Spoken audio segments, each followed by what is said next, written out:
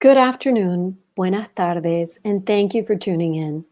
On behalf of Mitchell Kaplan, Miami Book Fair, and all of us at Books and Books, I welcome you to a virtual afternoon with Julia Sweig to discuss Lady Bird Johnson, Hiding in Plain Sight, published by our friends at Random House.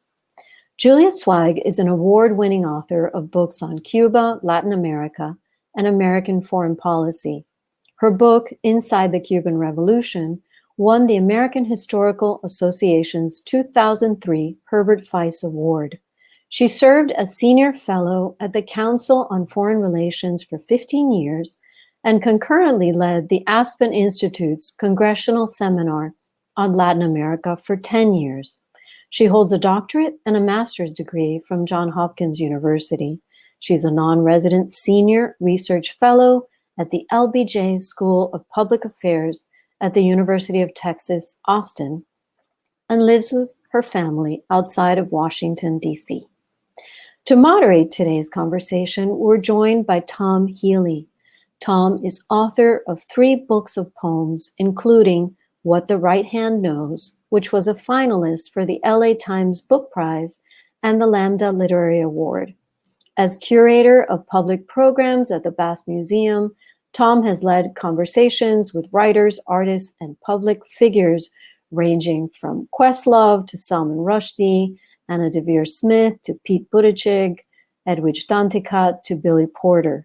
Tom has taught and lectured at universities around the world, and under President Barack Obama, he led the International Fulbright Scholars Program. He's the chair of the O Miami Poetry Festival and a trustee of PEN America. Throughout this afternoon's broadcast, you're invited to ask questions by clicking the Ask a Question feature at the bottom of the screen, and you can order your copy of Lady Bird Johnson from Books and Books below by pressing the green button. We appreciate each and every order and the generous donations from viewers everywhere. And now, without further ado, I'd like to welcome our guests to the virtual stage. Welcome, Julia. Wonderful to be here with you, Christina. Welcome, Tom. Hi, Christina. Thank you so much. And thank you so much to Books and Books and to Mitchell Kaplan. Books and Books is just an essential organ of our lives here in Miami. And we're so grateful for everything you do. And everybody who's listening, please support independent bookstores everywhere. And if you don't already have Julia's extraordinary book, please buy it from Books and Books. Julia Sweig, good morning to you out in California.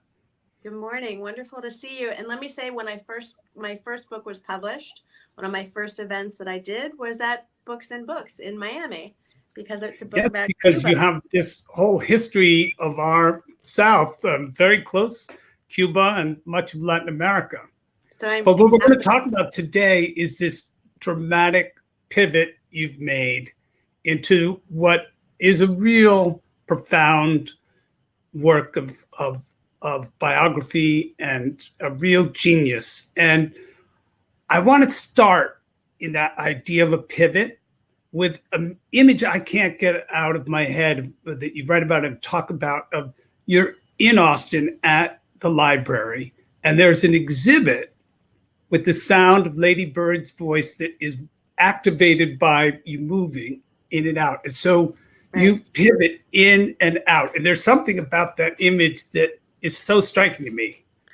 The Lyndon Johnson Library has a museum exhibit on the first floor. And as you say, I walked into the exhibit room, which unfolds chronologically. So there's material that one experiences before the assassination of JFK on November 22nd, 1963. And that is the sound, the audio that I heard walking into a new part of the exhibit space. The motion sensor triggered this voice, and it was the voice of Lady Bird Johnson narrating her experience of that tragic day. And it blew my mind and drew me in. And so I listened to it for several times, but in order to get the audio to come back on, I had to leave the room and pivot back in, as you say.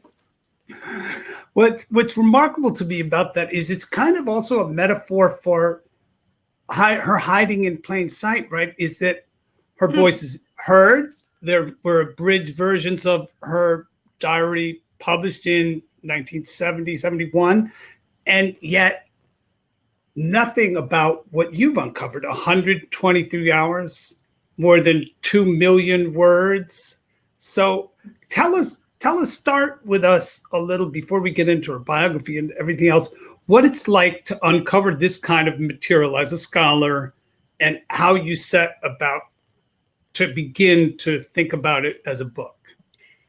Well, this is the compelling theme that of finding unexcavated material about a relatively contemporary part of our history, about a character about the LBJ presidency that has been deeply, deeply studied and mined. So the experience of then having so much material to try to bring into a story that we thought we knew and figure out how Lady Bird Johnson's, not just her telling of the story of the White House years, but her participation in and shaping in was monumentally challenging, but also incredibly exciting, because I felt like I was, literally placing somebody into the center who had been there all along, but sort of in this two-dimensional, secondary, tertiary character way. So, that to me is the paradoxical genius of this book, because you describe her as LBJ's real partner in so much of his life and governing, and so wise about so much, and central to the environmental movement, central to early childhood education, extraordinary, central to a transformation in race relations. But what's so brilliant is this book is her voice and LBJ, as overwhelming personalities he was and is through so much scholarship about him, he's really not there in the same way. I mean, you really have masterfully made her full on front and center. And I'm not quite sure how you did that, but people are peripheral, particularly LBJ and her family. They're relevant and necessary, but they never overwhelm her. Well, that's an interesting phrasing, never overwhelm her, because it goes to the substance of her character. And also I would say that I have Lady Bird Johnson to thank, right? She was a journalism and history major in Texas at UT. She had a in her bones appetite for recording and documenting, and she did this for decades in different ways before she got to the White House. So I think she had a consciousness, right? She writes that she wanted the discipline of keeping a diary. She writes that she knew she was experiencing something unique and needed to record it. But I think she also understood her importance. She had a level of metacognition about her role and her influence, and she wanted to leave the breadcrumbs. And it wasn't that I was forcing Lyndon Johnson off the page, but rather that there was so much material for telling her story that I needed to just tell her story. And that meant that the president had a huge role, but to make her the center of a biography, you have to make her the center of a biography. Right. So you talk about she was a history and a journalism major, and I love you've described she brings her video camera with her on early campaign trips with him when he was in House and the Senate, and she was always had that notebook.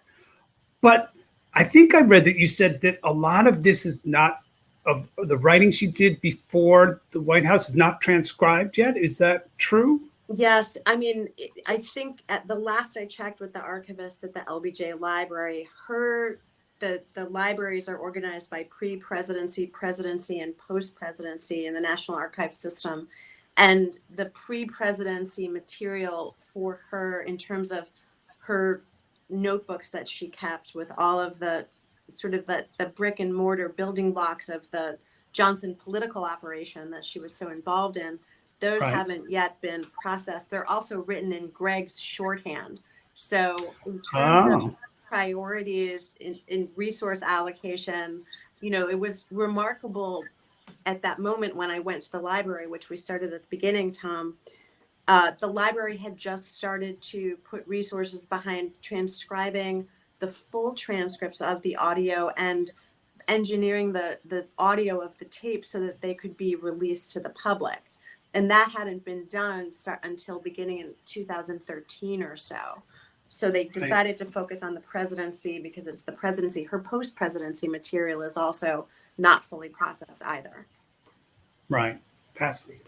So uh,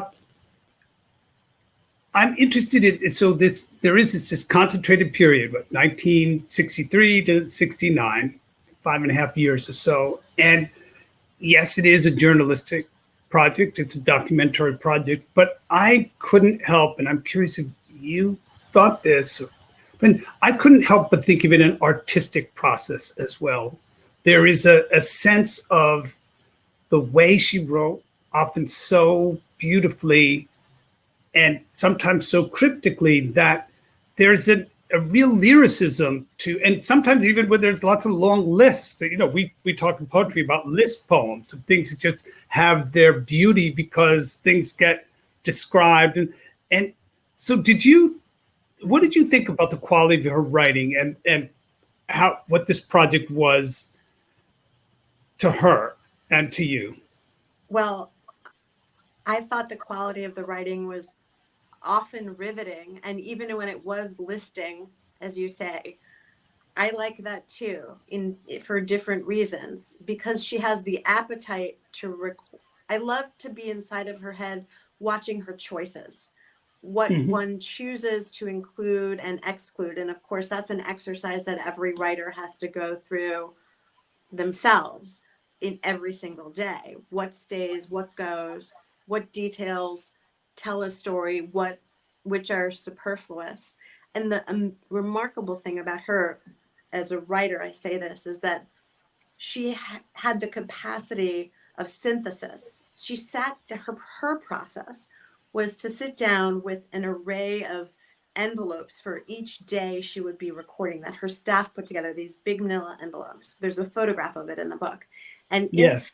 of that would be the ephemera of the day, news clippings, her daily diary, meaning her schedule, Lyndon Johnson's schedules, his daily diary, which themselves are poetry, extraordinary documents, and all kinds of memos and other documentation. And she would absorb it all in one sitting and sit and record her first draft. And she didn't go rewind and do it again.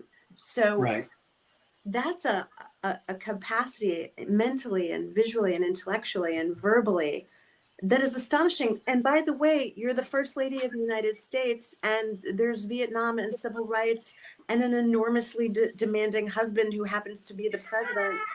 And you're still managing to pull that off. Managing to do this. So I guess also I took incredible inspiration from her, because I didn't have anything like those pressures while I was in.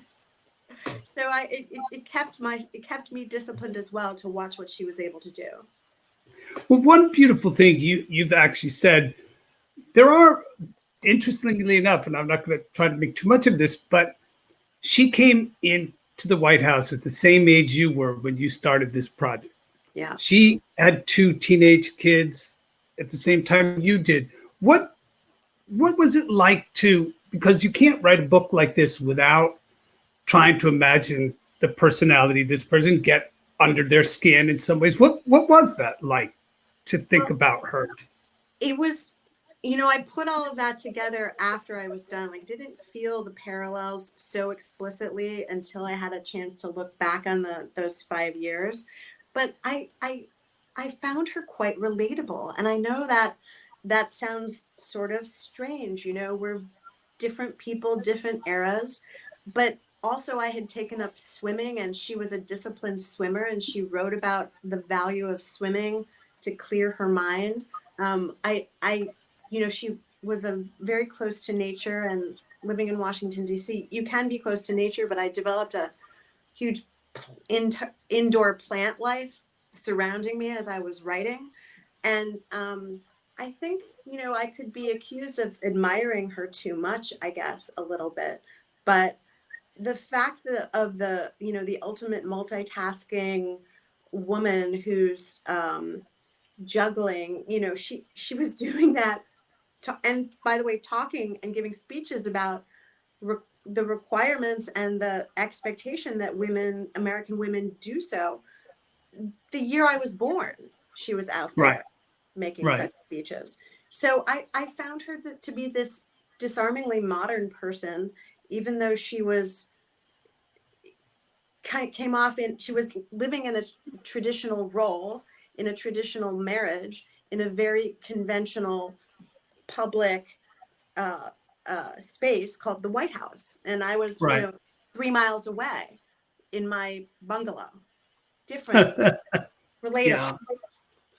Very relatable, right? And she also was just this pivot at a moment of profound national change, civil rights movement, the women's movement, the environmental movement, and the vast social change that happened because of the Vietnam War. I want to stay with this idea of the writing of the book for a minute, though, because there had to be something. You talk about her almost extraordinary ability to both be spontaneous, rigorous, and synthesize on a dime and not look back. Like this was the draft that happened. So I couldn't help but think of one quote that's from the diary that you have. This: "We had a delicious dinner of too much." So I couldn't help think, well, Julia must have had a delicious dinner of too much when there are all these hours of tape and all. How you've said too, I think the original draft of the book was 800 pages and it's down to 500 compiled. So what did you do with that too much, and how did you figure out what's in and out? Well, it's nice to have a good editor. I'll say that. And actually, just to go back to your list question, the book had more lists in it before my editor got her hands on it. I love the lists because they're poetic, as you say, and they're so descriptive, and also they're a way of cheating as a writer. If you can just reproduce a list or list something, you don't have to interpolate or annotate. So it's the lazy woman's approach to getting through some material. But it's a very difficult question to answer concisely. There's a lot of material that is on the cutting room floor of this book that goes to the issues that really captured my interest. That, for example, urban renewal.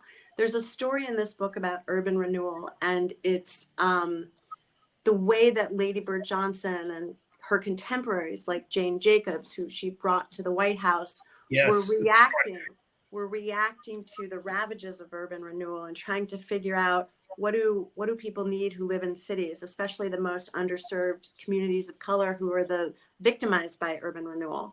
And I followed that thread in some pretty deep ways that were a little bit tangential, perhaps, but not entirely, because they're part of Lady Bird's story. That kind of material had to go. And I think the act of, one of the things I wanted to do with this book was show the juxtapositions. So show that at the moment that Lady Bird's trying to figure out what does beautification in Washington, D.C. really mean, how to put substance beyond the ornamental, the marchers are on the Edmund Pettus Bridge in Selma. Right. And so one of the things that took some time, but that made the question of what stays and what goes a little bit easier, was that I developed these mini chronologies of separate events that were taking place at the same time. And then I put them together and that kind of allowed the story to not tell itself, but to reveal itself in terms of what stays and what goes.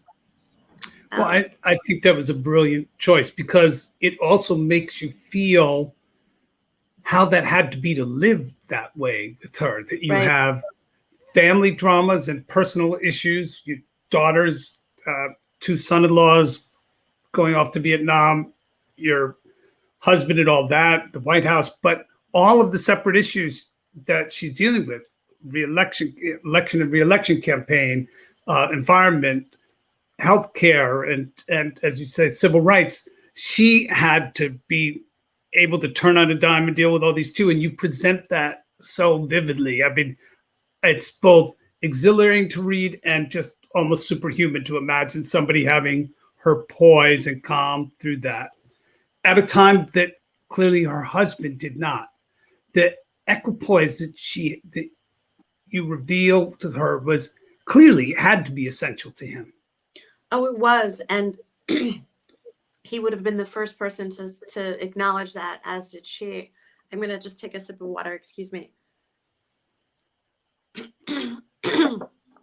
One of the things, Tom, that also surprised me, and it's not all in the book because there's so much of it, but I tried to put some of it in there, is the openness with which she talked about her own emotional challenges. You know, she wasn't this perfect person, even though compared to his volatility, she certainly seems to have that equipoise in the face of almost any assault.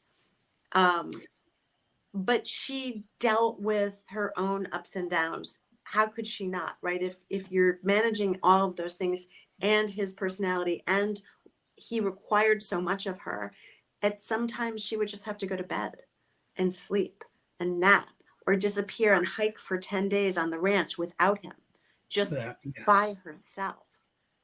It's very moving to hear read some of those passages. One of the things that struck me in what you're talking about is long before the language of psychology and self-help and just kind of not the age of narcissism, she had such acute, wise language for understanding psychology, depression, moods, the relationship of the body to the mind, things that are almost startling when you think this is a public person writing for history and such, but the psychological insight of so many passages was really I was gobsmacked some of the time.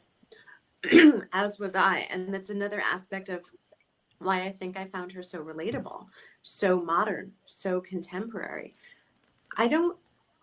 We've talked in the course of discussing this book with other people about where she got that capacity, where it came from. And at the end of the day, I think it's so many things, but she had an early childhood where she lost her mother when she was 5 years old. 5, right. She was raised by descendants of enslaved people, as well as by her Juilliard-trained pianist aunt and her kind of out of Tennessee Williams father. And she was very, very autonomous and independent, starting when she was 13 years old and got a car.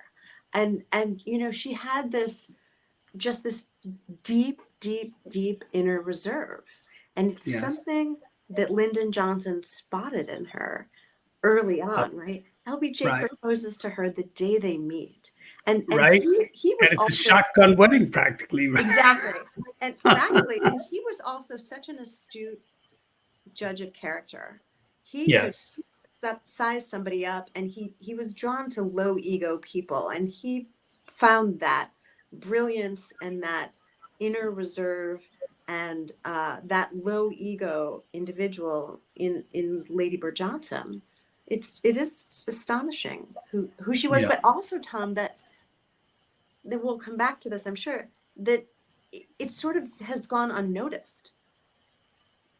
And part of that was her public persona that she shaped. She did that with some degree of thought, I think. Right, that she worked desperately to complete him and make him survive through this period. So I want to stay with the framing of this book, because another thing that you do, which is again extraordinary to me in such a big book with so many strands happening, but you begin have in the middle, and end with moments of real extraordinary drama. Mm-hmm. I mean, so let's just talk about that very beginning where, it's the end of the Kennedy's life. He's just been shot, and that she starts 8 days later.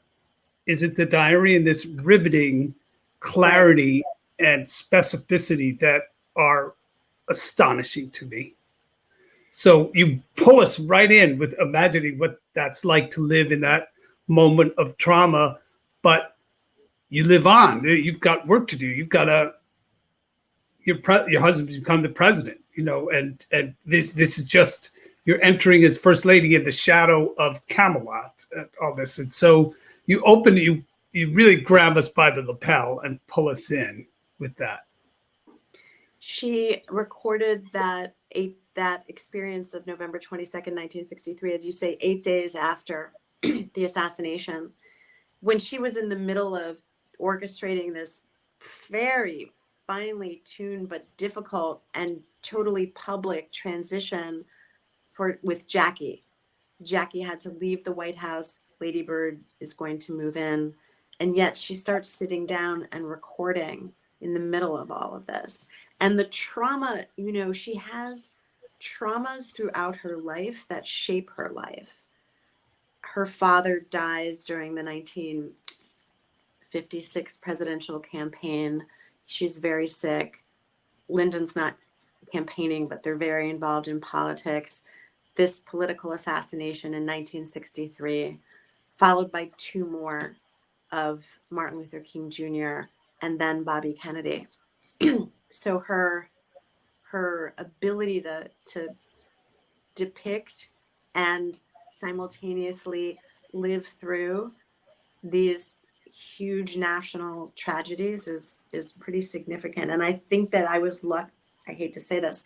It allowed me to shape the book, as you say, starting with one assassination and ending more or less with another, which is the Robert F. Kennedy assassination and the aftermath of the 1968 conventions in Miami and in Chicago, which is and there's an astonishing scene that you write about with all her history with Jackie and so many very moving things and her astute understanding and their complicated relations, but an astonishing scene in St. Patrick's Cathedral. Could you share that? Yeah, sure. I'll just skip back and just say that the Jackie Lady Bird relationship kicks off in the 1950s when Lady Bird is Jackie's senior by a couple of decades, but also by seniority. Lyndon's the majority leader in the Senate, and Jack has also come from the House as Lyndon did into the Senate. And Jackie's not so into the kabuki theater of politics and political spouses in Washington, D.C., but she plays along, and Lady Bird brings her along. And at that point, Lady Bird really knows Washington inside and out. Inside and out. I mean, she's the intelligence gatherer par excellence, and she's the senior spouse in the Senate, and she's been there for 20 years. So she's a total political animal. And Jackie's a equestrian and a debutante and has studied in Paris and isn't, at all of that ilk. But the 1960 campaign is a time when Lady Bird, although now subordinate to Jackie in terms of the Johnsons being at the vice presidential level on the ticket and the Kennedys leapfrogging up to the top, Lady Bird campaigns as Jackie's surrogate all over the country with Jackie's sister-in-law, her mother-in-law. I was so surprised to read all that. All over she went. All over. I don't, my mind doesn't retain numbers, but if I said it was 100,000 miles that she traveled over the course of 1960, that could be the number. It's in the book. Right. All over the place. And she was credited for winning Texas for the Kennedys. Yes. As part of that. So even RFK said that, right? Right. Who didn't want to give the Johnsons credit for anything if Bobby couldn't. I think he appreciated Lady Bird significantly more than he did LBJ, to put it mildly. Yes, it seems so. Yeah. So So let me just stop for a quick sec. Sorry, to tell our audience that please, if you have questions that you'd like to ask Julia, there's ask a question section, and type them in, and at the end of our talk, we'll bring those questions in. So we'd love to hear from you soon as well. So thank you. But yes. No, so when Lady Bird was second lady, she continued this role as serving as Jackie's surrogate, often performing ceremonial duties that Jackie didn't want to. And so by the time of the assassination, although there was a lot of talk that perhaps Jack was going to bump LBJ from the ticket and bring on somebody else, the Johnsons and Jackie were very close. And there's all kinds of letters showing that, of this kind of intimacy that you have from being in that Washington bubble together at such a high level. When the assassination happens, the two of them, Jackie and Lady Bird, orchestrate this really sort of exquisite transition. And it's very difficult, as I said, and very much in public. But once Jackie leaves the White House and leaves Washington, D.C., the ice starts to set in, and Lady Bird has no trouble recasting the role. I wouldn't say no trouble, but because they're so different, she doesn't have any illusions that she can fill Jackie's shoes. Right. So she has the ability to build her own public persona, find her own platform, and turn the platform into something much different than it was, and much more significant, I think, than it was under Jackie. But to jump to St. Patrick's, I kind of don't want to give away the story, but the St. Patrick's Cathedral moment at Bobby Kennedy's funeral is one where Lady Bird's capacity to narrate and bring drama and emotion to such a profoundly difficult moment is, again, just mind-blowing. It's astonishing. It's astonishing.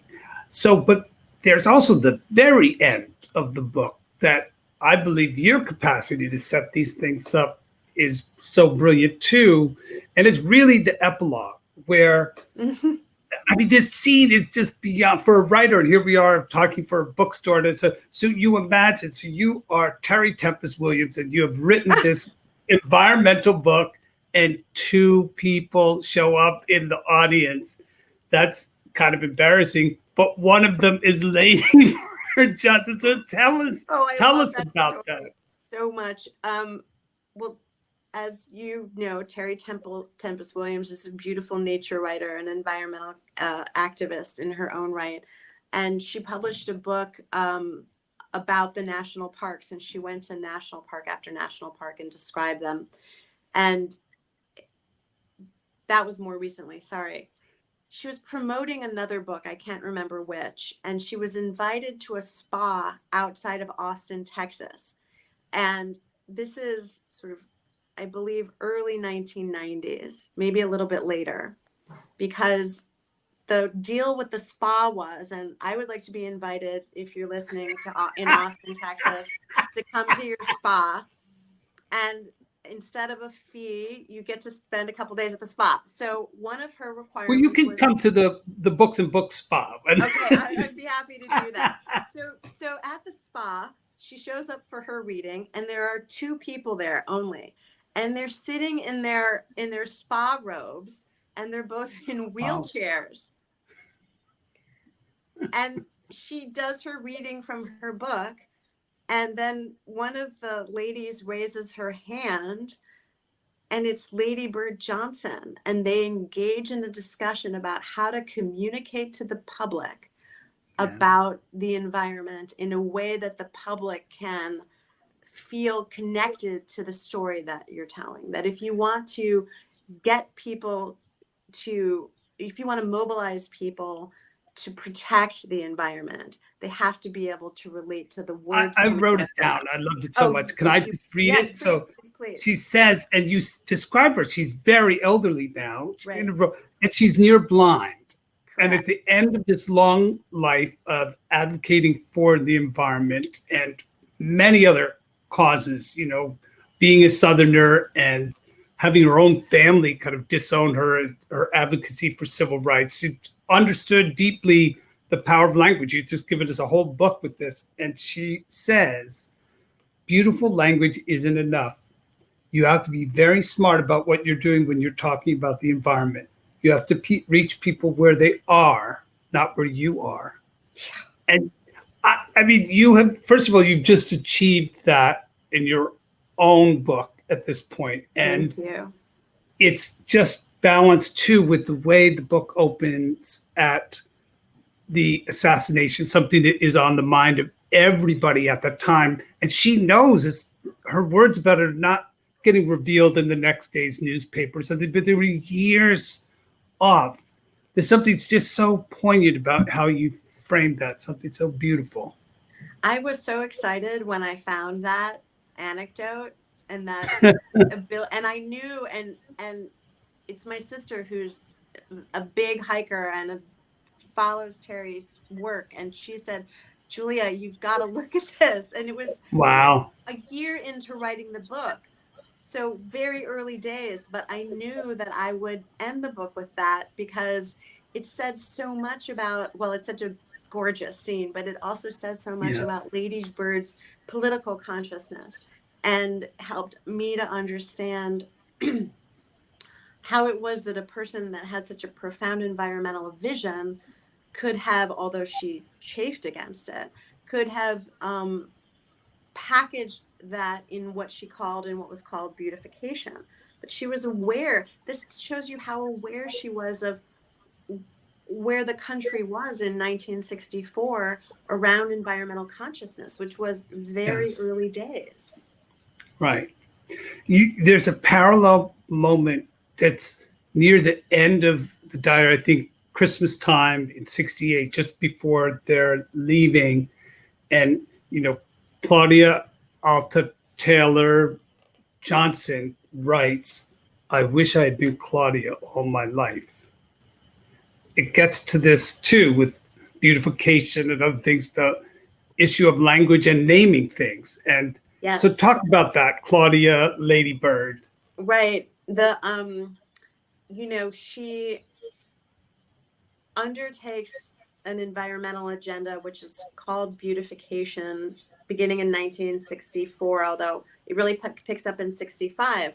And she hates that word from the very beginning. She talks about it as supercilious and as a euphemism that is very hard to get past. But she herself, with her kind of informal big tent coalition of environmentalists and philanthropists, does start by beautifying, focusing on the ornamental, and it moves to a much more direct look at environmental justice and civil rights and the Great Society and how they're connected and how she tries to connect them.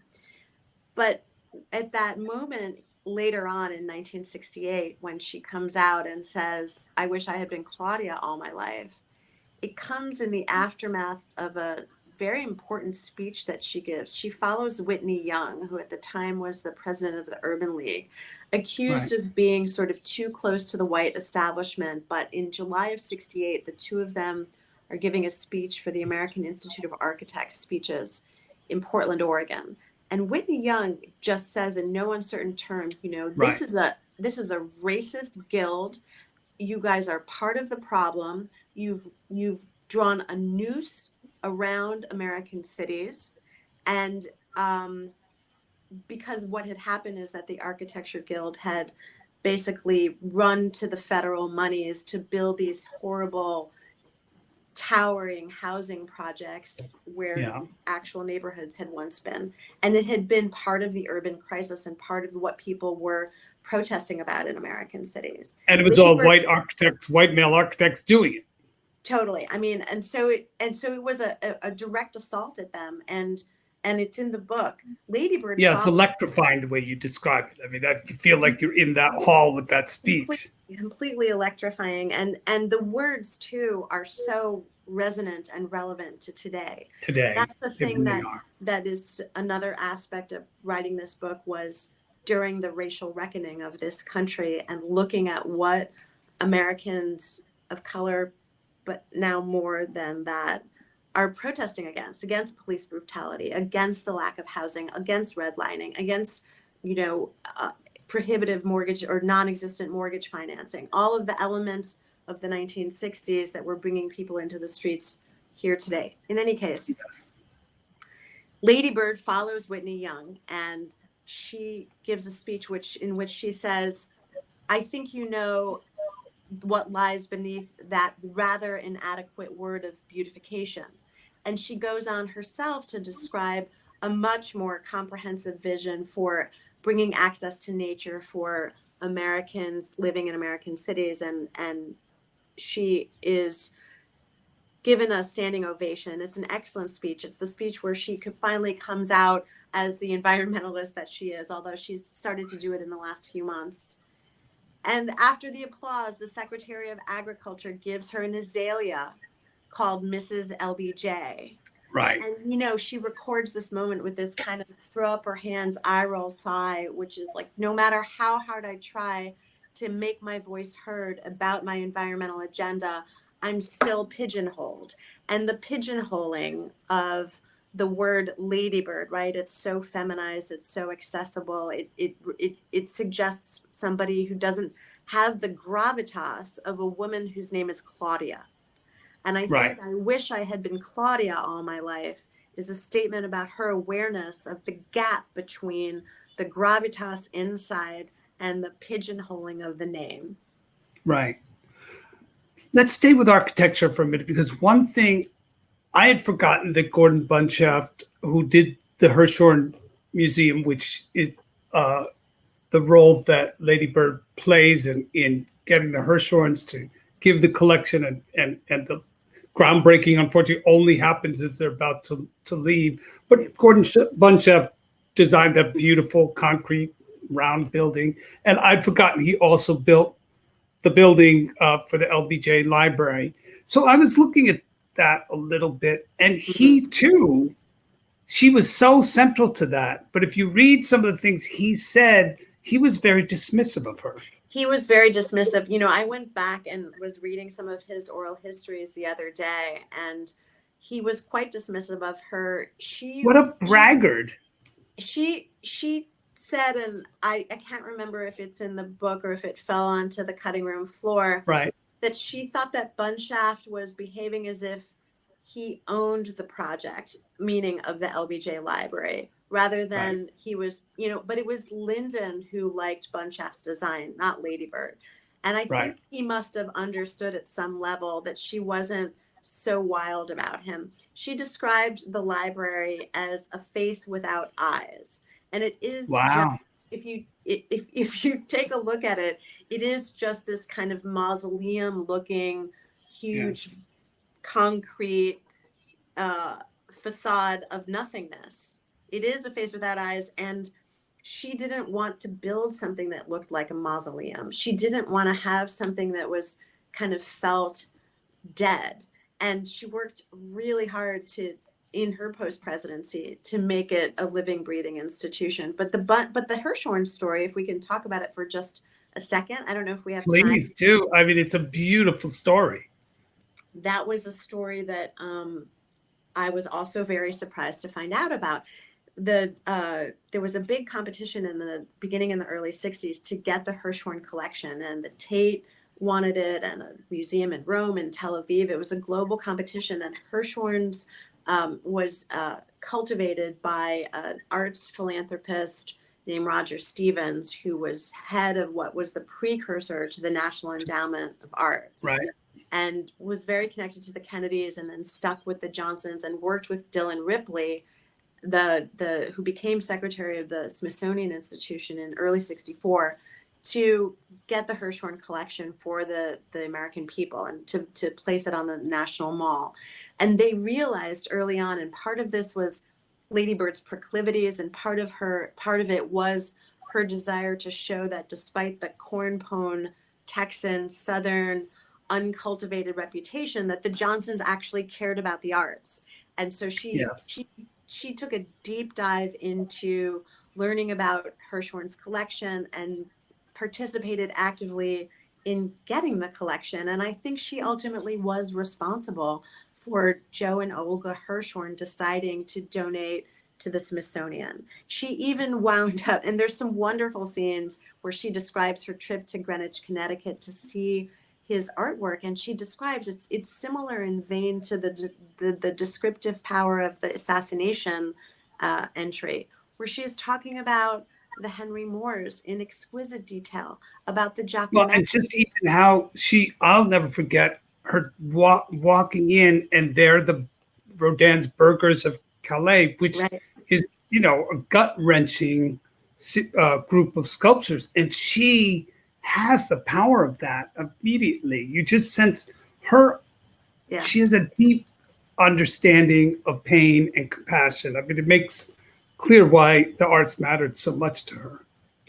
They and she was also able to describe something so beautifully, even while saying that she didn't necessarily like it. I'm not talking about the Right. Burgers of Calais, but she wasn't a fan of abstract expressionism necessarily, but she could see a work and describe what was there and see that it would be powerful to Right. somebody else. There's So a description you have of her talking about trying to get a Mary Cassatt painting. Yeah. And the choices they have, and the one that she settled on, and you can just picture the painting just in her words of describing it. Hey, so I want to remind people again, please ask some questions if you'd like. We're going to get to that. Julia, one of the things we haven't talked about is, in addition to this book, you made an extraordinary 8-part podcast for this. How did that come about? Was it while you were writing, after? How did that? And this probably, I assume, it's a hugely successful podcast. But did you do the two media at once, writing a book? So how did that? I'm not that superhuman. I couldn't have done that.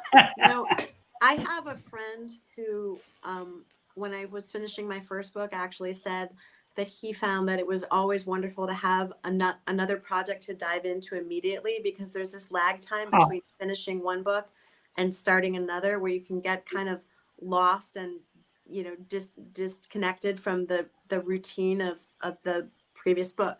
But with the Ladybird podcast, which I did with a wonderful production partner in my friend Adam Pincus, who has something called Best Case Studios, we did that with ABC News. ABC News has a podcast platform that they're developing our material. And so, to answer your question, because of all of the audio that we have in Ladybird, and because her voice is just so dynamic and enticing and unique, I just knew as I was writing the book that this had to become some kind of audio project. So once the book was not impressed, but once it was largely out of my hands, we started developing the podcast, and the pandemic hit. And although we had produced the deck and the sizzle tape in February of 2020, by the time we actually had a partner in ABC News,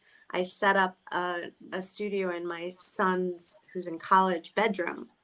And so produced the podcast remotely between the producers in New York and Connecticut and pretty much everyone. Right, because it's COVID time, right? Right, it was COVID time, but there was some technology that makes it pretty easy for my collaborators to see me while I'm recording. And we basically took the story and figured out how to tell it using the best audio, and followed largely the arc of the book. But it's not just Ladybird's audio, Tom. It's also all this contemporaneous archival material that we were able to draw from. Yes, really extraordinary things. And it is not at all a substitute for the book. I didn't come to it until after I'd read the book, but it is a surround in a way for the book. So I really encourage people to read the book and listen to the podcast. And speaking of listening, the audio book is damn good for this too. So, but you chose, despite your beautiful voice, not to narrate. Oh, well, Why? you have really taken a deep dive if you've listened to at least some of the audio. You're my friend. How can I not? And the book. I mean, the Lady Bird Johnson, total immersion. I'm so grateful, Tom, for you to do that. I wasn't given the option by Random House of reading it myself, and I'm really delighted that they had the smarts to hire such a brilliant voice actress. I mean, She is Kirsten Potter, astonishingly wonderful, and she really, I was really blown away when I heard not just her.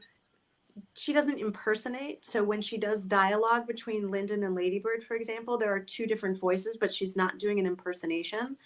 right. But she captures the narrative voice, my narrative voice too. I thought. I agree. No, it's terrific. So some questions here. In your reading of all the diaries, did you find any mention of the 1968 visit of the King and Queen of Nepal, hosted by the Johnsons?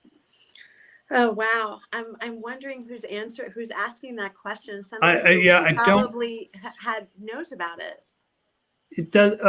It's Peter Burley, Ambassador Peter Burley. Oh well, I should say that if I'm speaking on my iPad, if I had another screen open, I would rapidly look at the specific date and see if there was an entry about it. But I can't recall at the moment, Ambassador.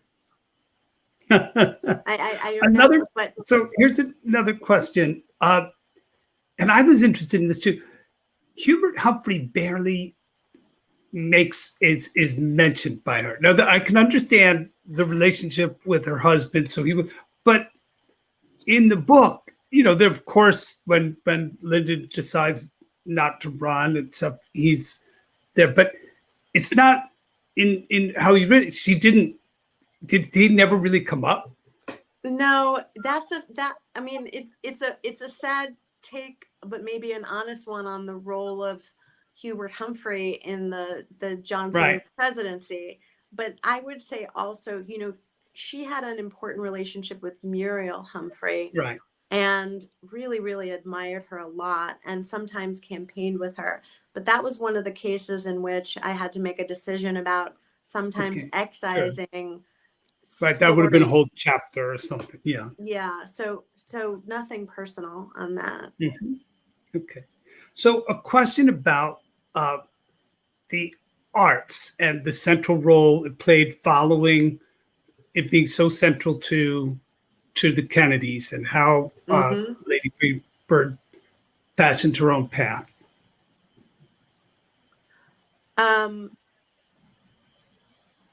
The arts for Lady Bird were a kind of such since they were such an iconic space that the Kennedys had occupied.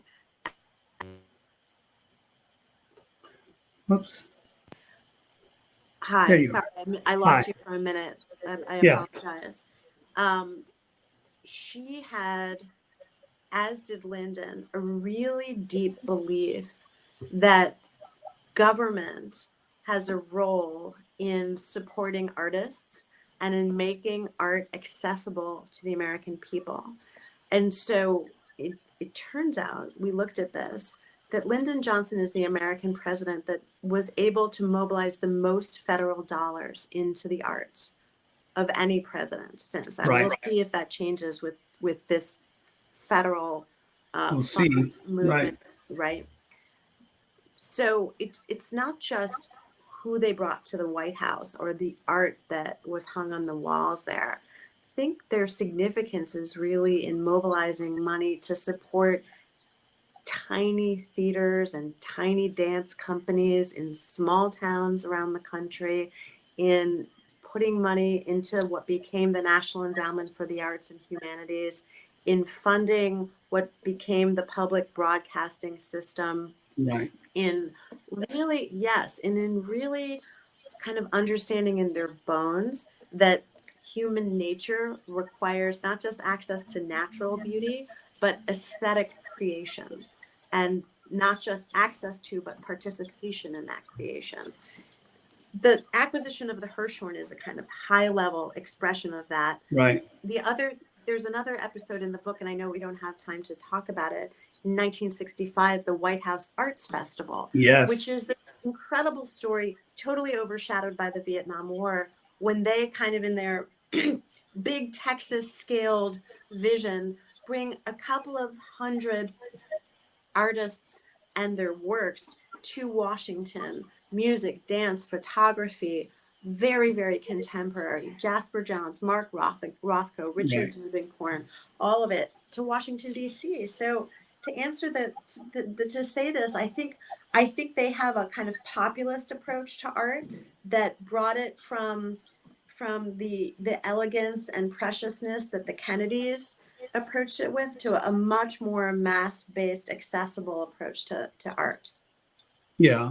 I mean, one scene where you describe this very beautifully is when they have the German premiere to Texas and Van Cliburn doing Heart of Texas, and this whole mix of high and low that it sounds like they got exactly right. Even the Eastern press praised them for it soon after Camelot's gone, and it's very clear the snobbery of the Northern and Eastern press toward Texas, and then of course being the site of JFK's assassination, so they had to contend with a lot of prejudice.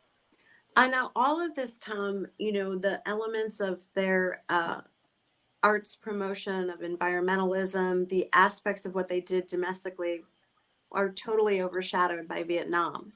Yes. And I wonder, I don't know if we have time. I was going to take a crack at just speaking a little bit about Vietnam or reading a passage. Do we have time for that? Yes, of course. Let's do that.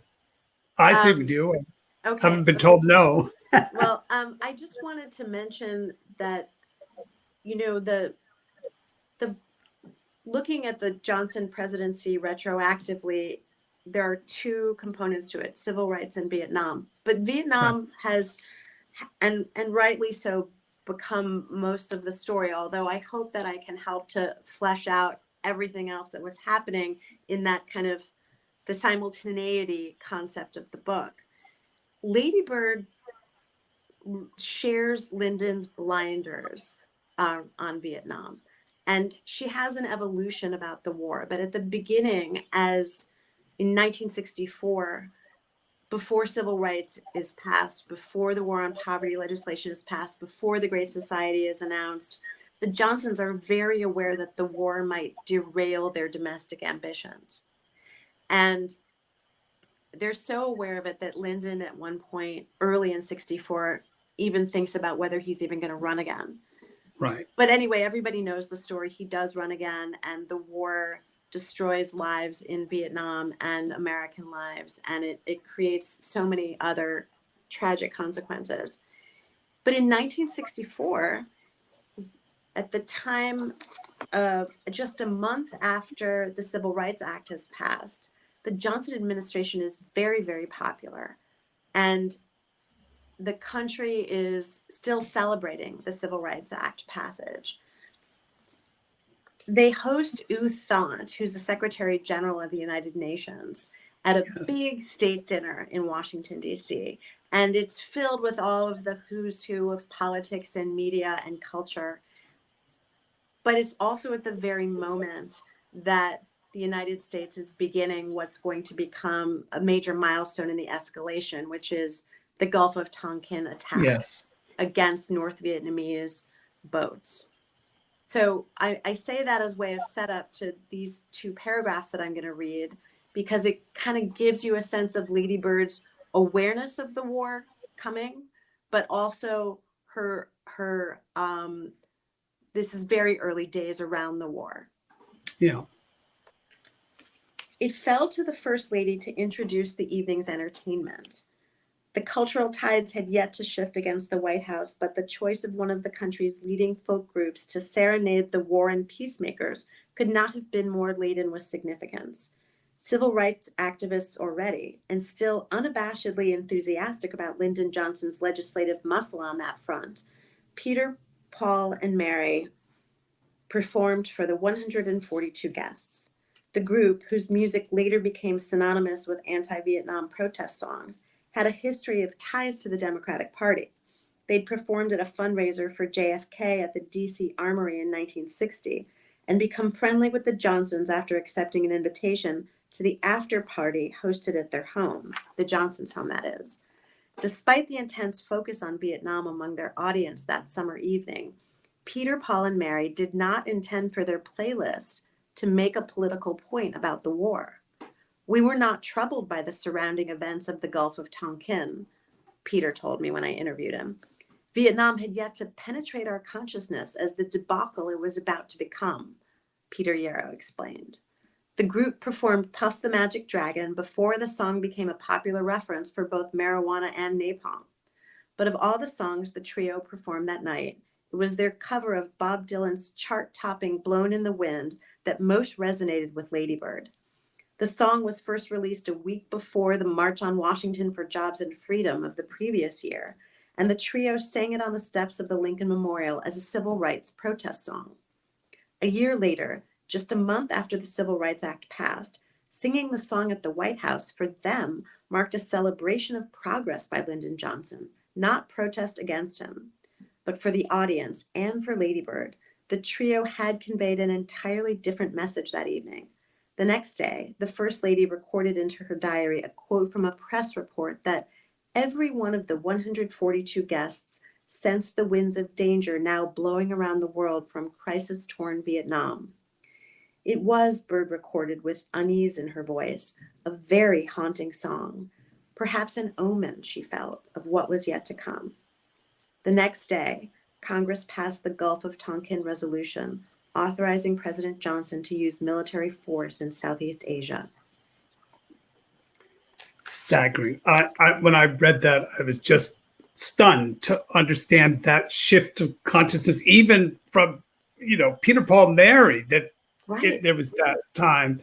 The other thing I couldn't help but think, and they make a couple other appearances in the book, you bring some wonderful through lines of many characters, but this idea of that song that she loved too, The Answer is Blowing in the Wind, seemed to me almost a metaphor of finding her voice diaries and bringing them onto the page and bringing them up to us.